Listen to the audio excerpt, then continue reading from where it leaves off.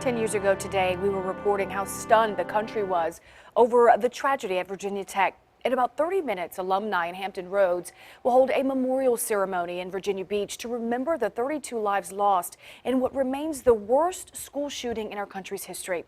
All week, we've been reporting the Virginia Tech tragedy. Tonight, our Andy Fox explains how the tragedy impacted those who were students, not shot, not injured, just simply Virginia Tech students. They've planted this tree in memory of the Virginia Tech 32 at this Virginia Tech Agriculture Center off Diamond Springs Road. Graduate student Ebony Stevenson was not killed in the tragedy. She was not injured. She was not in the buildings where the killing sprees took place. She wasn't even living on campus. But you will see how she and thousands of other Tech students became victims too. It has completely changed me in every aspect of my life. On April 16, 2007, days before she was to graduate, something doesn't feel right. It's snowing. Something doesn't feel right. Ebony Stevenson got a phone call from a friend next door to Norris Hall, where 30 would die. I still hear her voice saying, "Do not come to campus. There are people shooting. I'm hiding," and hanging up.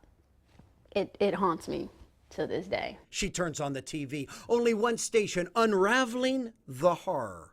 It's my school. It's a half a mile away, and my friends are being killed right now. One of those killed, 18-year-old freshman Rima Samaha.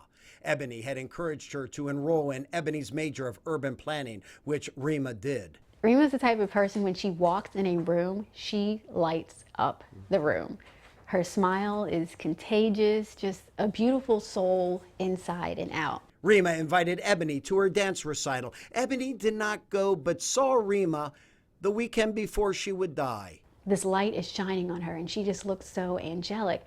And this notion kept coming upon me that, go say hi to her. Don't just wave. Go say hi, explain why you weren't able to make it to the recital. Ebony doesn't know why, but she did not go up to Rima. Just waved at her. Do you regret that you didn't go up? Every single day. What Ebony did not do to Rima, she now does to most everyone who crosses her mind. If it's 3 o'clock in the morning and someone crosses my mind, I will wake up and send them a message on Facebook. If I see someone, I will wave at them. I will go up to them and make sure to say hello to that person. April 16th frightened Ebony to her core. To this day, if I go into a building, if I go into a room, I have to be able to see the exit.